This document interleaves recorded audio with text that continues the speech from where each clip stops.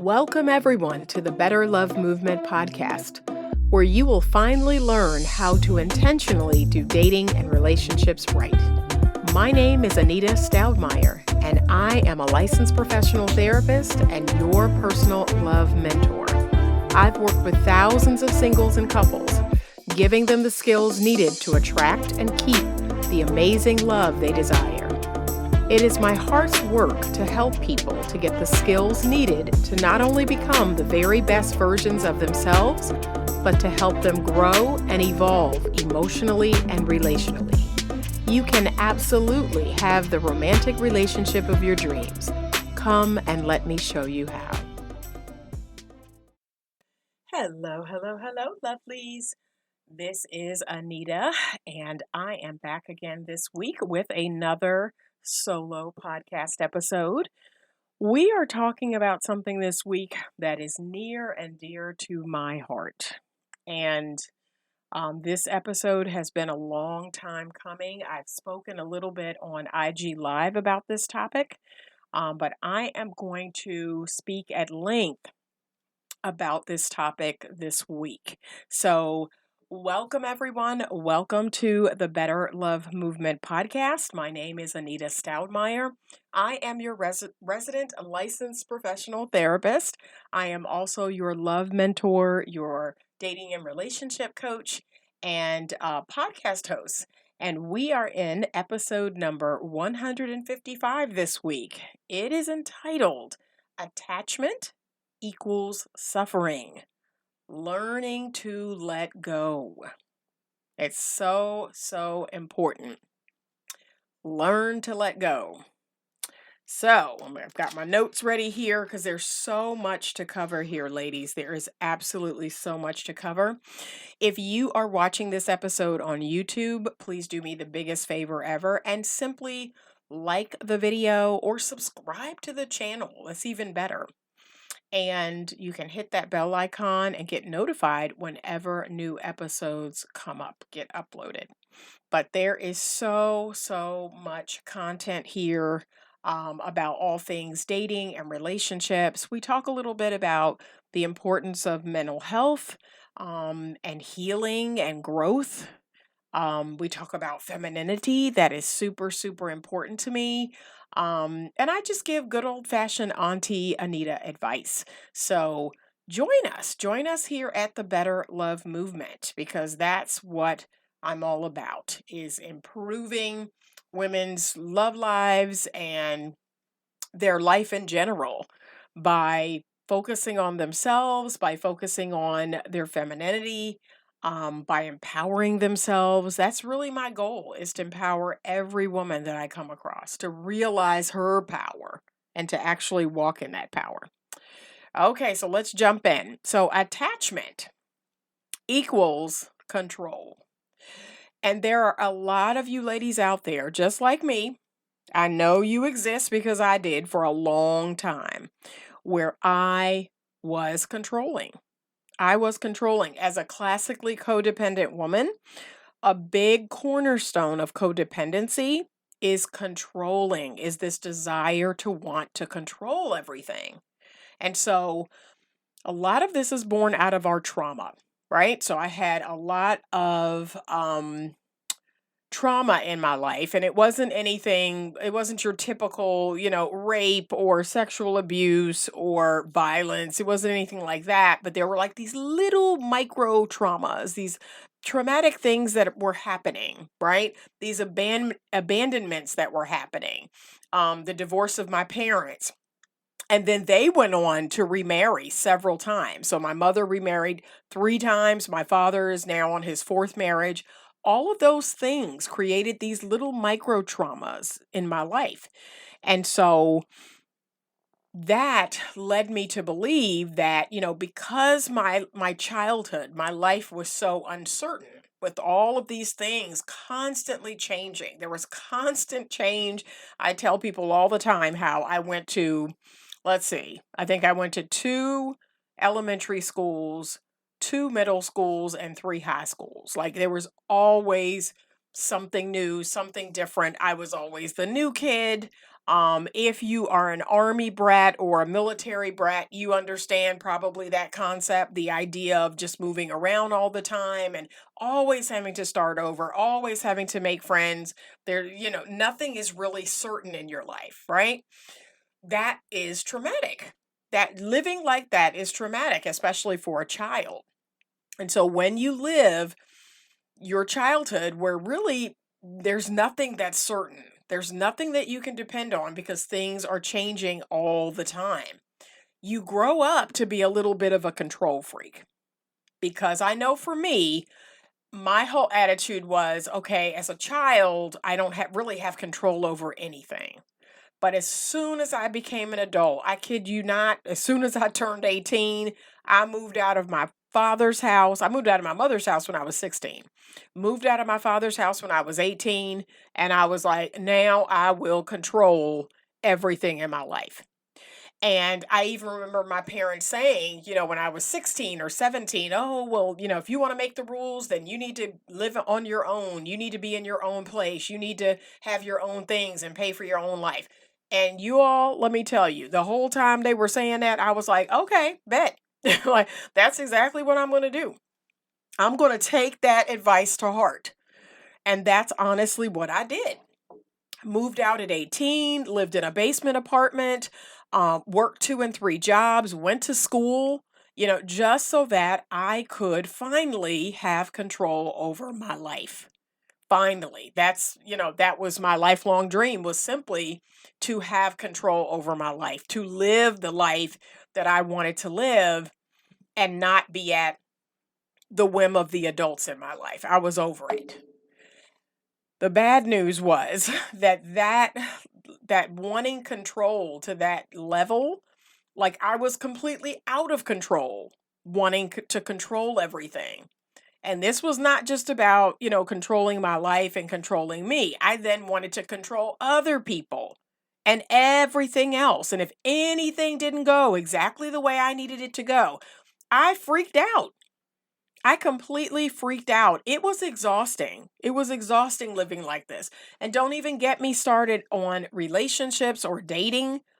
I mean, I was your classically codependent person. I needed other people, or so I thought. I needed other people, or I needed men to talk to me a certain way and treat me a certain way and do things for me a certain way. Like things had to be just so for me to feel good, for me to feel loved.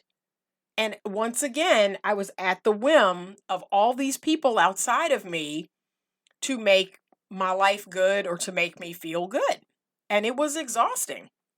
It was absolutely exhausting. So there is usually these micro traumas in life where, again, if we felt like life was completely uncertain, now we have this desire to control. We have this desire to say, I can be certain about this because I'm controlling it.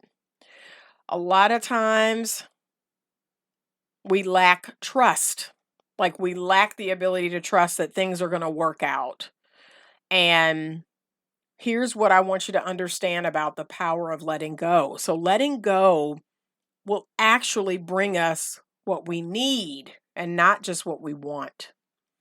Control is all about getting what we want. So if I wanted to go out and buy a brand new car tomorrow, and I could walk into any dealership, sign my name, and drive out of there with a brand new car. Yes, that is well within my control. And if I wanted a certain car, I could have that car. But letting go has the ability to bring us what we need, what we really need, and not just what we want. And so, what's the first thing we do when we're thinking about letting go? Because let me tell you all, this has been quite the journey for me. I've been on this journey, let's see, I am 54 now, so 29 years. 29 years. I was 25 when I started to wake up to this, feeling exhausted from codependency and wanting to control everything and everybody and people pleasing and approval seeking and over giving, over functioning, doing all the time, performing to be the absolute best at whatever. It was exhausting. And I really started to kind of go on this, codependency recovery journey of getting ready to lay that down. And then I even leaned into my faith a little bit more because I was like, okay, I believe in God. I know he exists. I know I have the ability to have a personal relationship with him, but I had not really been doing that. Like I am fully aware of what it takes, to be a good Christian woman, but I really was not taking advantage of that. I was just, you know, again, doing what I wanted to do. And so I started to explore my spirituality. I started to explore my relationship with God and faith and what that really meant, the idea of faith. And it was a knowing, it was a trust in something higher than myself. It was a belief. It was a belief that said, okay, I believe this is all going to work out for the best. And I don't need to know the how. I don't need to bog myself down with how or what I need to do. I just need to let go of this. So, first thing we need to know about the letting go is for a lot of us, we are attached to the outcome. And that energy is it's so blocking. We are actually blocking the things we say we want and need when we're attached to the outcome. So here's what attached to the outcome sounds like. So I need to be with this guy. This guy's my soulmate. He's my twin flame. I can't be happy without him. I can't see anyone else being my husband. I can't see myself having children with anyone else. I need to be with him. We need to be together. He is the other half of me. He is like, it sounds so heavy and needy and desperate. There is nothing empowering about that energy. This idea of I am so attached to things happening just this way. It must happen this way because, oh my gosh, if it doesn't, oh, I'm just going to die. Like that's how we feel. That's how it sounds. I know there were plenty of times where it sounded like that for me. The thought of not being with a particular person, the thought of not living in a particular place, working at a particular job, having a particular thing, going to a particular place like for vacation or whatever. Like it just felt like, oh my God, life isn't worth living if this isn't happening. And that energy is not going to bring us anything good. Trust me when I tell you. People can energetically feel when you are trying to control them. So even if your words are not saying it or you don't think you're consciously acting in a controlling way, people can feel it. They can energetically feel that you're trying to control them. You're trying to manipulate them. And you know what? They're going to resist. They're going to resist. That's why when you want to talk about, you want to have a conversation with a man about what are we and where is this going and this and that. I just experienced this not but so many years ago where I was like, look, this is what I want. This is where this needs to go. This is what I need. This is what you need to do. And this, I said, you know what? Never again. Never again. All I need is to ask one simple question. And the answer to that question is all that I need to know. That's it. And instead of being attached to the outcome, I let go. I let go of anything or anyone that, isn't getting me where I want to go or isn't feeling good to me. I don't need to manipulate that person. I don't need to control them. I need to let go. But here's the thing I want you to know. When you let go, things start to come towards you. Isn't that interesting? Things start to come towards you when you let go. Believing that you are already whole. You have everything you need. Everything you need to have the life you want. You already have it. You technically don't need, and I'm putting up air quotes, to have any particular person in your life to be happy. And I know that's a huge statement that I'm making, but this is the concept behind letting go and just releasing this attachment, because attachment equals suffering. When we make up our minds that things have to go a certain way, or people have to be in our lives and they have to do a certain thing, guess what? You cannot control other people. And as soon as they don't do what you want them to do, here we go. Here we go. I remember it well. Me losing my mind, because things weren't going the way I wanted them to go. Here's one of the reasons why a lot of people struggle with letting go. So there is this thing called scarcity mindset. And it is the belief that whatever it is that we want or that we're holding on to, that's the only one. That's the last of it.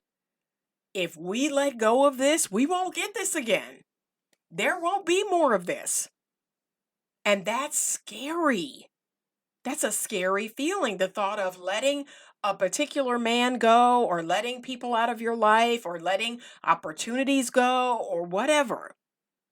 Oh, this is a once in a lifetime. And we've heard that before. This is a once in a lifetime situation. I may never get this again. You know what, y'all? I've been living a long time. And there aren't many things in this life that I consider once in a lifetime. Especially men. I do not put men in that category. There are some wonderful men out here in the world, but I honestly believe that when we let go, the man for us will make his way to us. He will make an appearance in our lives, and as long as we're open and receptive, he will find us. But we have to energetically be willing to let go. So one of those things for me, it looked like just coming to terms with, and I would just sit in meditation and I would say, Anita, what if there was no other man for you? Like, what if the man for you doesn't exist, or he's already gone on to glory, or whatever the case may be, right? I've had 12 great loves in my life. What if I don't get another? What if there are no more for me? Can you be okay with that? Can you enjoy this life and be okay knowing that there is no next husband, there is no next great love of your life, that you will ride out the rest of this life kind of doing what you're doing now? Can you be okay with that? And I had to, and this was over many different meditative sessions, I had to come to terms with, I'm going to let go.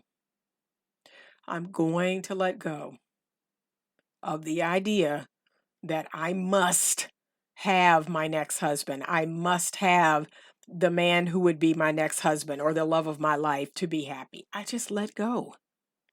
Honest to God, I just let go. And letting go is scary. Again, we as human beings, we fear uncertainty because we don't know what will happen. But life is uncertain. And that's one of those facts of life that we all have to come to terms with. Life is uncertain.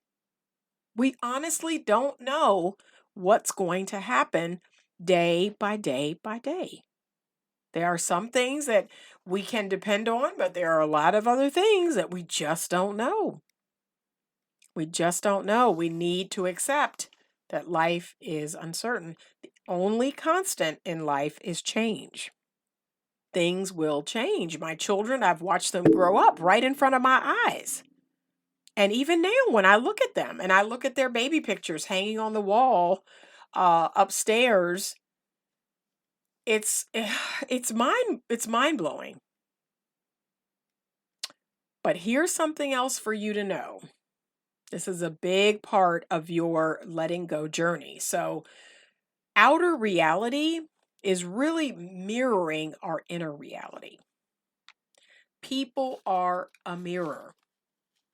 And so many times, this has been true for me, and I know it's been true for you, where you have dealt with a situation, been in a relationship with a certain type of man, and you just found yourself doing this thing over and over and over. And you were like, why do I continue to date these type of men? Or why do I keep battling this situation? I had a girlfriend of mine where every job she went to, every job, it was something, right? Somebody there didn't like her. Some supervisor there didn't like her. She didn't get along with this person. She didn't get along with that person. And you know what? I had to tell her the truth. I said, "Girl, it's you. It's you. Something's going on inside of you that is drawing these situations to you. And you have to do the work. You have to do that inner work. Outer reality is simply mirroring what's going on inside of you. People are mirroring back what's going on inside of you." So, one of my favorite quotes is, if you want to make room for what you want, you have to let go of what you don't want. And I embody that saying. I really do. I'm learning as I'm getting older to clear out the clutter. My family and I are having a yard sale at the end of the month, and there's an entire room in my house right now that is dedicated to things that we will be getting rid of, because I want to make room in my life for new things, good things. I'm ready. And sometimes we have to make room in our mind. Sometimes we have to make room in our hearts. Sometimes we have to make room. And so we have to clear out the clutter so that we can have what we want. We have to let go of what we don't want. So let me tell you a little bit about my faith journey. So I have always known God. I was introduced to him by my mother, my grandmother, all of my aunts and my uncles, all people of faith. And my mother is an AME, AME, I think it's the African Methodist Episcopal Church. She's an AME member of the church. And we have a family church that pretty much everybody in our family has had their funeral there. Everyone that's passed on. And my grandmother was an amazing woman of faith. I mean, she raised 10 children. She was married to my grandfather, and when he passed away, she never remarried. She said that there was no other man out there for her, that was the man God gave her, and now he was gone. And she was an amazing woman of faith. My mother, again, a prayer warrior, an amazing woman of faith, taught me how to pray, taught me how to really know God, know his personality and his spirit, taught me about the Bible. We've read through the Bible. My mother reads through the Bible every year. She does that whole read through the Bible in a year, reading plan. Every single year. My mother has done that for 40 years. She will read through the Bible. So I know God like that. However, it wasn't until I left my parents' home, it wasn't until I got into some tight spots of my own that I was like, okay, I'm going to have to I'm going to have to call on Jesus, I'm going to have to figure this out for myself, because I cannot ride on the coattails of their faith. I have to learn how to pray. And it's interesting because prayer has always been a struggle for me. I've never been the type of person that can sit down and pray for like 20 minutes, 30 minutes, 40 minutes. Like, I don't have that in me. And I don't know if it's the ADHD, I don't know what it is, but I don't have it in me to pray for a long period of time. I get distracted. I start thinking about other things. So I am definitely not one of those prayer warriors like my mother. My mother can pray and pray and pray. But I do talk to God throughout the day. I really do. And I talk to him like a friend. I talk to him like I'm talking to you, and he has taught me so many things. God has spoken to me through so many things that have happened in my life. And he has taught me about faith, that you know what? You've got to learn to let go. You've got to learn to trust. And even if you don't trust people, trust me. That was one of the greatest messages that God ever gave me is, no, I don't expect you to just trust people like that, but I do expect you to trust me. Lean on me.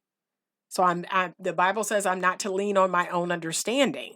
I'm to, go to God and let him tell me what's going on. And I've learned how to do that. That's helped me make a lot of great decisions. I don't lean on my own understanding. I go to him and I say, okay, what's going on here? Is this a person that I should have business dealings with, or is this a person that I should go out with again? Is what's going on with this person? Please let me know what's going on with this person. And sure enough, it gets revealed to me. But there is a lot that you're not going to know. So faith requires not knowing. And that's why when we say trust God, yes, I trust God. I don't have to know the how. I don't have to know the reason. I often tell a lot of my clients now, I said, if you want to suffer, ask a bunch of questions that start with why. Right? When we just start saying, why, when we ask that question over and over, I can assure you that you will suffer. Whatever it is you're going through, you're going to suffer.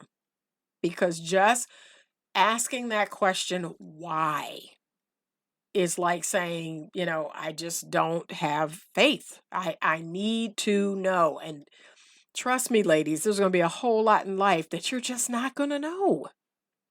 You are not going to know. But learning how to let go is also going to raise your vibration. And remember, when we're raising our vibration, that's when we're calling in everything good to us. Everything good that we could ever want is higher in vibration. If we stay in a low vibrational state, we will see all of the low value men. We will see all of the men that we don't want. When we raise our vibration, that's when we will see the higher quality, higher value men. We will have the men that we want, but we have to come up. You have to come up in order to see those men. So release your need to control the outcome. One of the ways that I've done this is simply by affirming.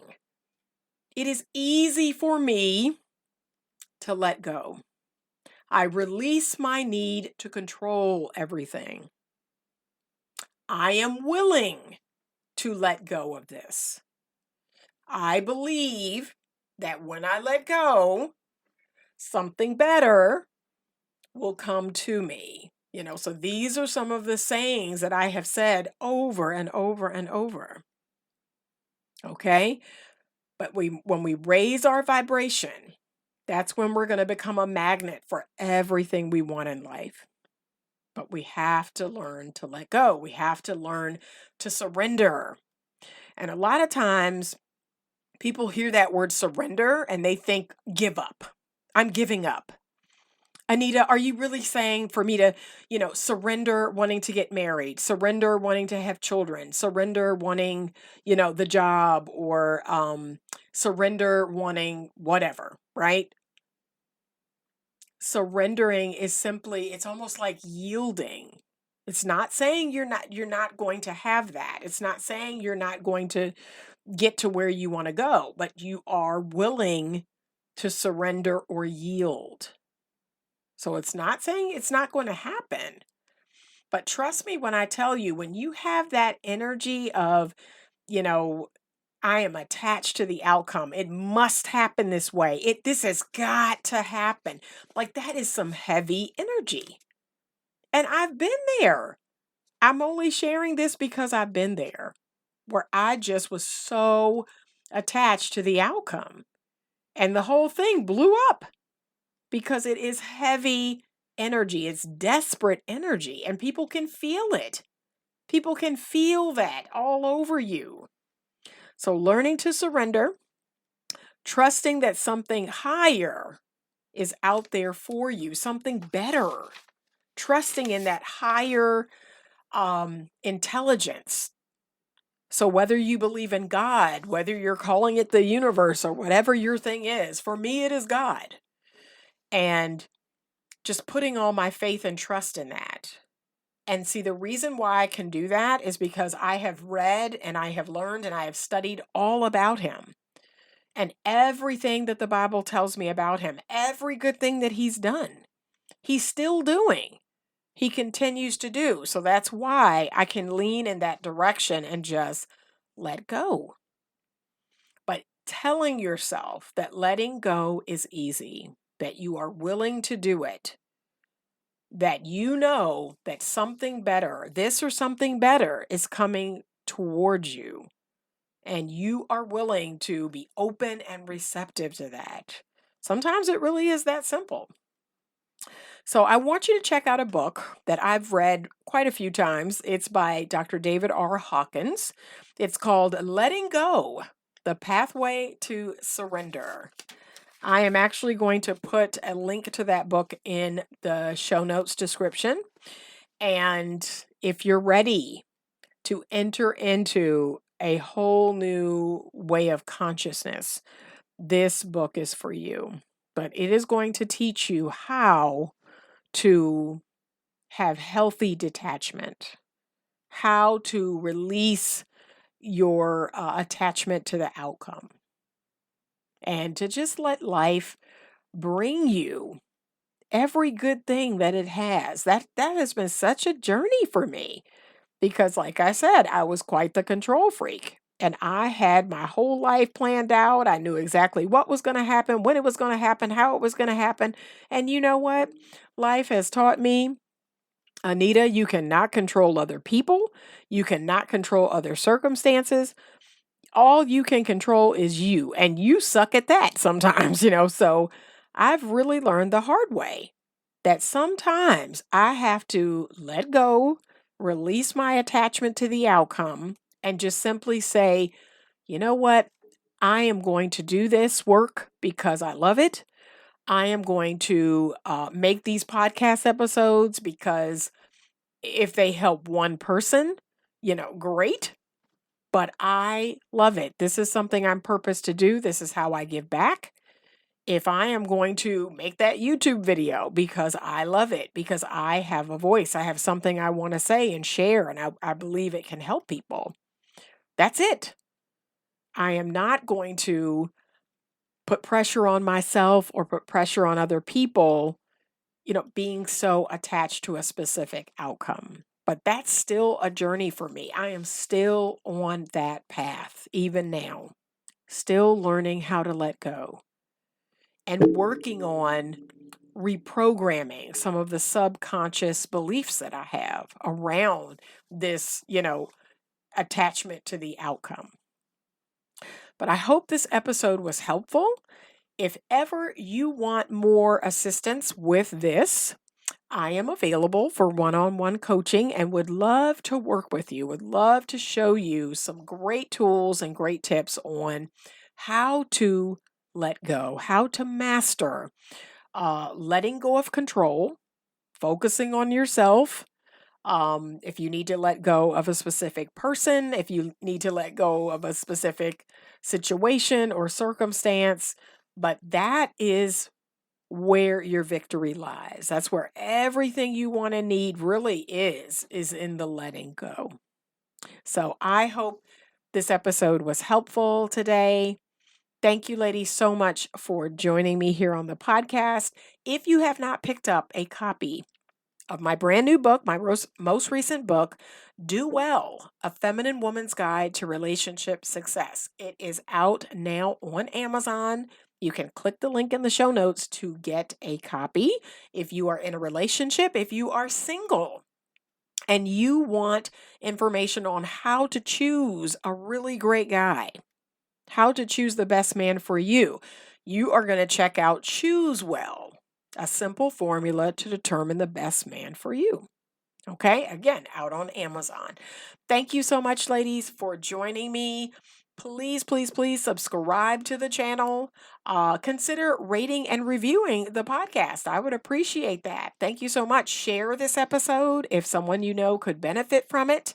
And I will see you in the next one. As always, stay open to love. Thank you so much for listening to this week's episode of the Better Love Movement podcast. If you are not subscribed to the podcast, please do so now so that you can be alerted every Monday when a new episode comes out. Please rate and review this podcast, as your ratings help me to grow the podcast and offer more free content to you. If you are watching this episode on YouTube, please do me a huge favor and subscribe to the channel. Give this video a thumbs up and share it if it brought you value.